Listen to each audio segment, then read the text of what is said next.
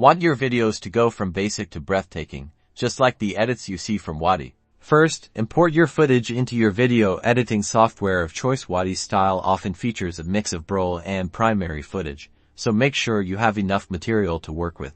Next, cut out all the unnecessary parts, like awkward pauses or shaky shots. Wati is known for tight, engaging edits, so be ruthless. Aim for short, snappy clips to keep the viewer hooked.